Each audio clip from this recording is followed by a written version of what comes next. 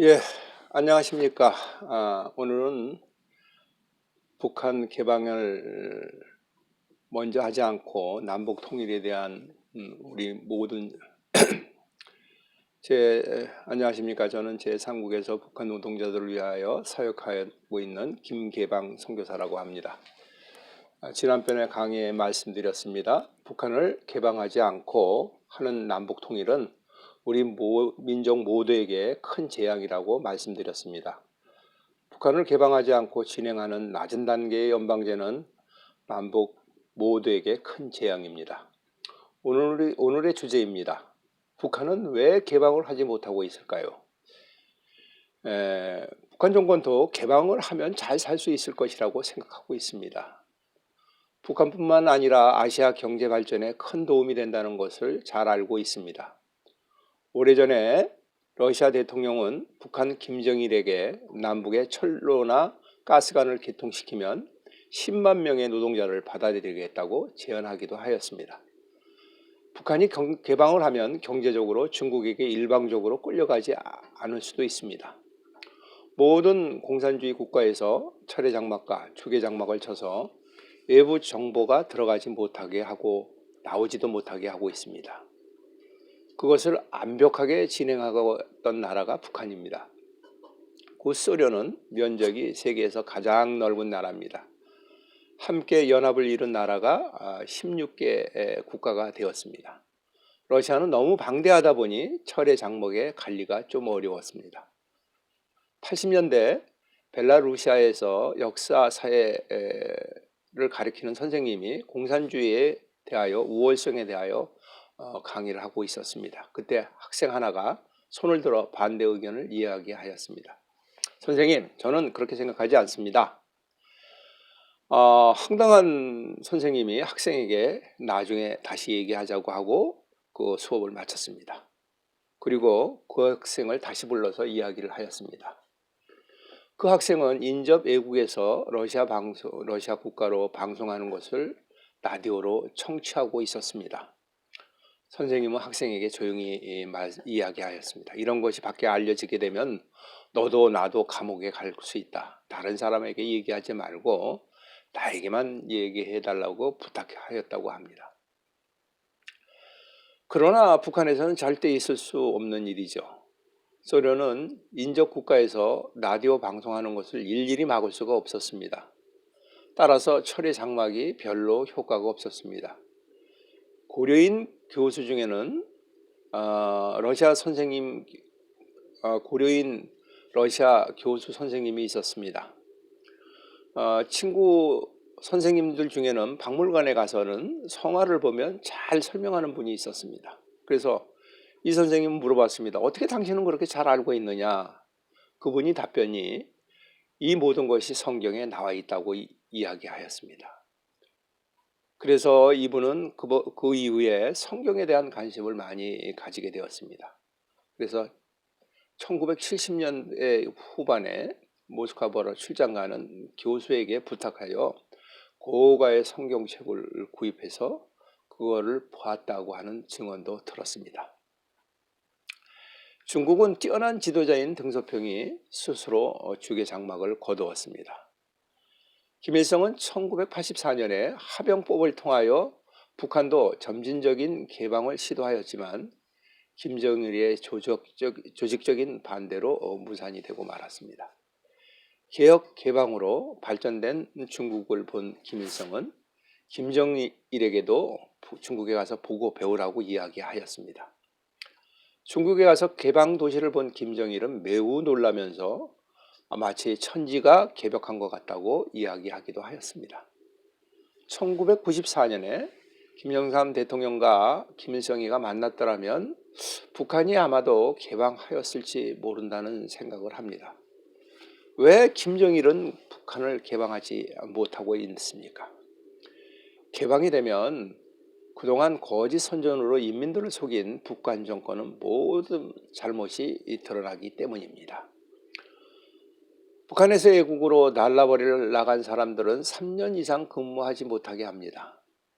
일하는 사람들은 아무리 철저히 외부 정부와 차폐시킨다고 하여도 안전히 막는 일은 불가능한 일이기 때문입니다. 북한 사람들은 외국으로 일하기 나오기 전에 2달 동안 철저히 교육을 시켜서 내어보냅니다. 하지만 나와서 보면 세상이 너무나 다른 것을 알 수가 있습니다. 북한과 비교하여 보면 다른 나라는 너무나 잘 사는 것을 알 수 있습니다.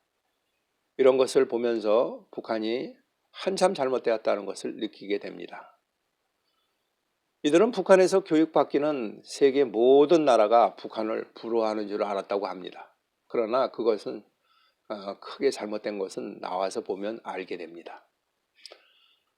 두 번째 문제는 북한과 같이 독재하는 나라가 이 지구의 상에는 없다는 것을 알게 되는 것입니다. 3대 세습하는 사회주의 국가는 지구상에 없습니다. 공산주의는 잉여 재산을 세습하는 것을 철저히 반대하고 있습니다. 지독한 독재자인 스탈린과 목택동도 세습은 하지 않았습니다. 중국이나 베트남은 세습을 하지 않았기 때문에 개방할 수 있었습니다. 외국에 나온 북한 노동자들은 남한에서 대통령이 되는 과정을 매우 신기하게 봅니다.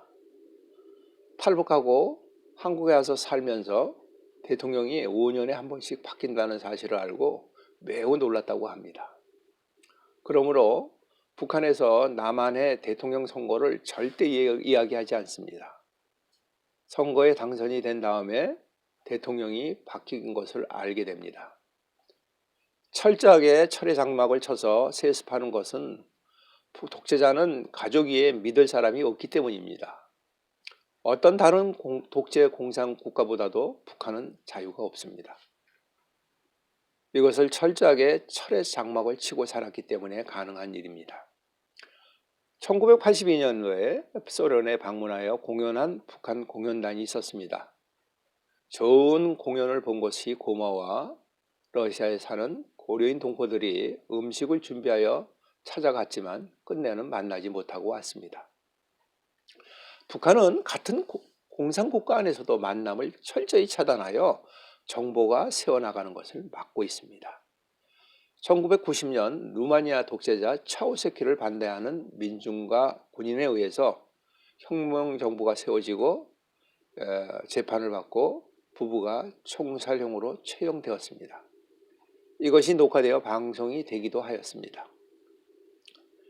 이때 김일정일은 간부들에게 녹화된 필름을 보여주면서 봐라, 우리도 잘못하면 모두가 이런 꼴을 당하게 된다고 말을 하였다고 합니다.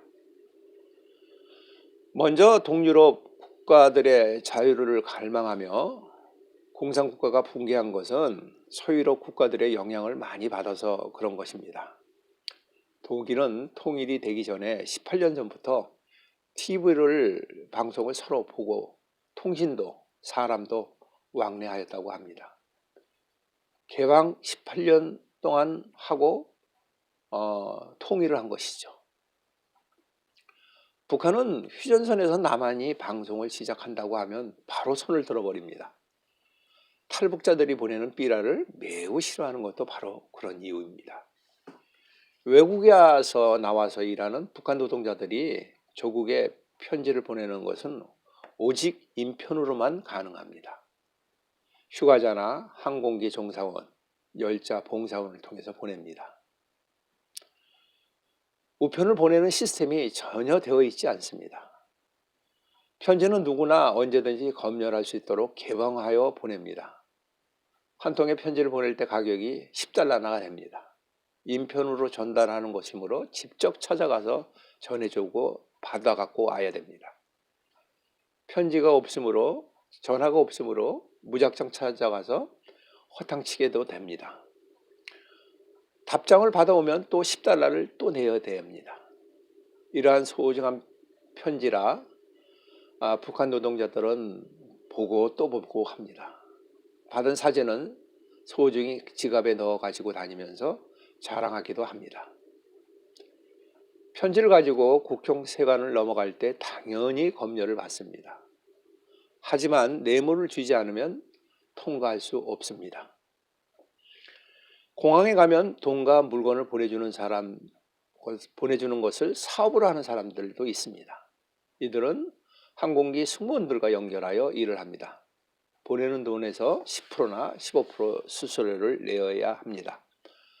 북한 세관에서는 서류나 책자, 필름, 사진 등 외부 정보가 철저히 들어가지 못하게 합니다. TV 수상기는 세관을 통과하여도 라디오는 들어갈 수 없습니다. 컴퓨터나 노트북은 우선 압수하고 검사한 후에 여러 날이 지나 지정된 장소에 가서 찾아가야 합니다. 영화를 보다가 걸리면 사용을 시키고 이웃 다른 나라 휴대전화를 사용하다가 걸리면 총살시키기도 합니다. 북한의 휴대폰은 우리와 같이 세계적으로 되는 인터넷이 아닙니다. 오직 국내에서만 사용하는 인터넷입니다. 언제든지 감청하여 언제든지 감청할 수 있는 휴대폰이라서 함부로 말하고 사용할 수 있는 것도 아닙니다. 북한 관광을 가서 초병에게 총에 맞아 죽은 박왕자 사건을 기억하실 것입니다. 금강산 관광을 하는 주변 군인들은 금강산에 한국 관광객이 다니고 있다는 사실조차도 모르고 있었습니다. 만일 안다고 하여도 발사람은 숙청을 당해야 합니다. 알고 있어도 발사람은 온 가족이 정치범 수용소에 가야 합니다. 초병은 관광객인지도 모르고 사격을 하였을 것입니다. 북한 당국은 초병에게 죄를 물을 수가 없습니다. 남한 사람들은 관광객인 것도 알면서 어떻게 조준 사격할 수 있느냐 하지만 이것은 북한을 너무나 모르기 때문에 하는 말입니다. 이런 것 저런 것을 어떻게 북한이 자기 나라 백성들에게 다 설명할 수 있겠습니까? 남쪽에서 북한으로 들어가는 버스는 번호판도 가리게 하였습니다. 한국일보나 대한일보라는 명찰을 가리게 하였습니다.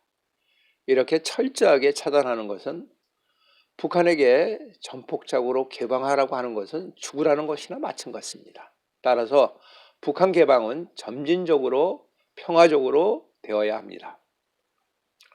우리나라 국민이 인질이 될 수 있는 상황이 몇 번 있었지만 개성공단은 점진적으로 개방하는데 좋은 효과가 있었습니다. 개성공단도 철저히 차단하는 것은 마찬가지입니다. 공원들과 직접 대화할 수도 없고 그래도 간부와는 이야기할 수 있습니다. 이들은 의외로 남한에 대하여 많이 알고 있었습니다. 북한 노동자들이 공장 시설이나 작업 환경이나 남한 사람들의 생활 수준을 그대로 알 수 있기 때문입니다. 남한 사람들을 잘 알려주는 방법이 이 초코파이였습니다. 처음에는 간식으로 나눠주었습니다. 나중에는 성과급으로 나눠주다 보니까 장마당에 많이 유통이 되어 많은 사람들이 먹게 되었습니다. 제가 본 탈북자 중에는 초코파이를 먹어보고 탈북을 결심한 사람도 몇 명 있었습니다.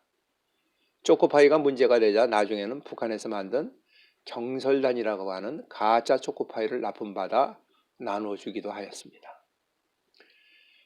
개성공단에는 5만 명의 근로자가 있었다고 합니다.